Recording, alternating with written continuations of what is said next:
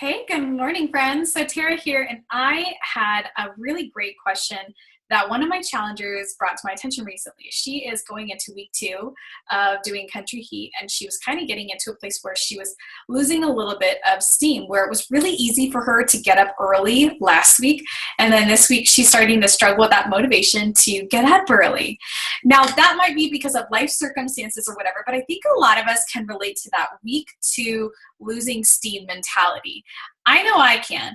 And so I thought I would read to you a little bit from this book I'm reading. It's a religious book, but this isn't religious advice. This book is called Let God Love You, Why We Don't, How We Can by Wendy Ulrich. But it's really fascinating because she is describing the stages of marriage. Now, she is going to be relating it to a relationship with God, but I want to relate these stages to fitness because as I was reading this, I was like, oh my goodness, this is totally fitness. All right, so stage 1, you're in the honeymoon phase. Okay, of course, the couple like, oh my goodness, you're just over the top, over the moon for them. And I love, it says that in this stage, we think that this will somehow capitalize on our strengths and negate our weaknesses. And I totally agree, where I'll be like, yeah, you know what? I love music in my workouts, and this workout has music, so this is going to solve everything.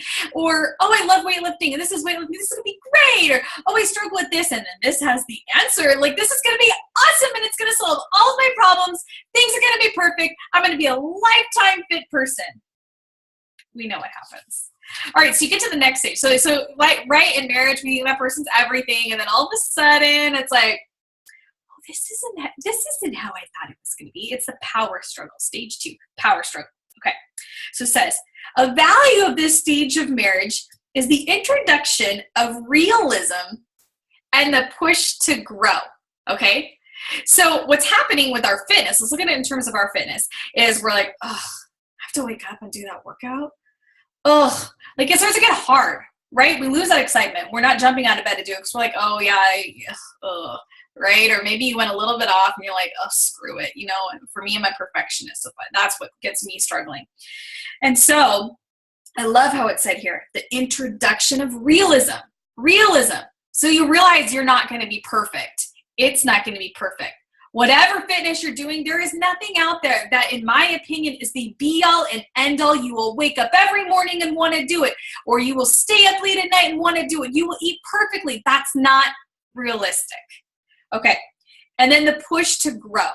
All right, so I have a really good example of this. When I first started to do the portion fix containers that came with the 21-day fix, I was eating a giant bowl of oatmeal every day. I was having a giant plate of rice for dinner. I mean, carbs were everywhere, and I had a lot of them. And so when someone told me that I had to only have like the container size for me to lose weight, I saw the containers and I laughed. It's like, this is ridiculous. There's no way I can do it. And it really forced me to make decisions that were a little out of my comfort zone, or do things out of my comfort zone. So I started to make cauliflower rice instead of regular rice. It was so funny because I'm like, oh my goodness, cauliflower rice is amazing. It's so tasty. And I never would have experienced that had I not been pushed to grow. So as you're going through these stages and you think, oh, this is so hard, quite often we want to give up, we want to stop. But the process that we go through to try to troubleshoot our way out of that situation, we're going to learn from that and we're going to grow. So I thought that was cool.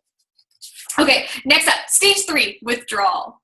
All right, we totally know this about health and fitness. I'll get to it in just a second. But like marriage, you're like really frustrated. I know I've had this with Andy, where maybe we're just kind of getting at each other, and then it was like, whatever. Like I remember actually this weekend, I don't even know what was going on. Probably something about cleaning a house or whatever. And I just was so frustrated. I'm like, whatever.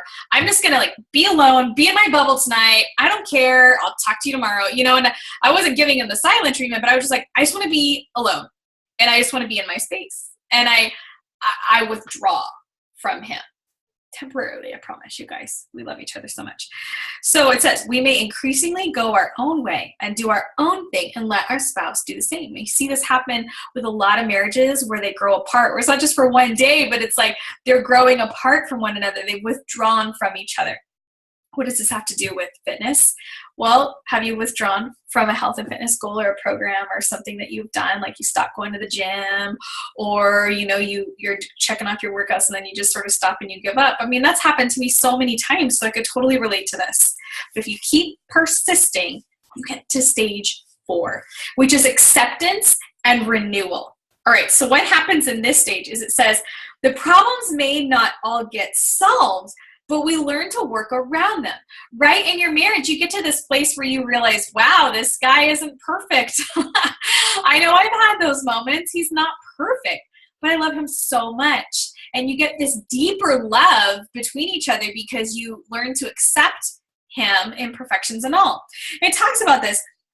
We don't get to this final stage of deep commitment, eye-open love, healing and growth.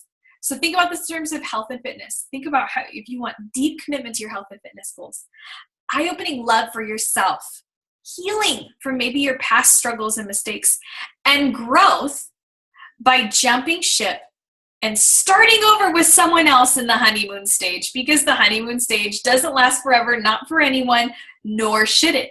So in regards to your health and fitness, you want to get to the stage 4. You want to get through all that tough crap, right? When it's hard, it's going to get hard. But then once you get to stage 4, you have this acceptance of yourself. The other thing that I really, really, really love, because it talked about how they did this study of marriages, and they asked people what percentage of issues like still persisted. I need the statistic. And it was like this startlingly high number. I'm not gonna be able to find it. A startlingly high number of issues that were still unresolved in these very committed married couples. It was like 69% of the issues. Here we go. Okay. Among the long-term successful marriages studied by this leading marital researcher, the percentage of problems that actually got fully resolved was 31%. That means that 69% of marital problems were never fully solved. So, and that makes sense. Like, I'm like, there's things my husband still does, and I'm like, oh, whatever, it's cool. Like, I don't love it, but that's who he is, and I love him despite that. He's amazing. But in returns of our health and fitness, there are going to be things about you that you might always struggle with, but you come to a place of acceptance. Not that you accept that, oh my goodness, I'm just going to eat like a whole bowl of ice cream every night, but you just accept like, okay, this is a weakness of mine. And so here are the things I'm going to constantly be doing to combat that, right? Like my aunt does this. So my aunt, she's like, sweets are her thing. So she just knows, like she knows that is my thing. That's my Achilles heel. And so she tries to find ways to work around that. So you come to this acceptance. You're not thinking that you're perfect or the program you're doing is going to solve all of your problems. You realize, like it or not, I'm going to have these problems. I have to stick with it and get through these uncomfortable stages because I'm going to learn, I'm going to grow, I'm going to have greater acceptance for myself, and I'm going to come out stronger. How cool is that? I thought that was a great lesson. So I hope this helps, but please, can you do me a favor? Can you comment below and tell me your thoughts? I know this is a longer video, so I want to know who watches it, and I want to know if you thought it was as cool as I did. All right, bye, y'all.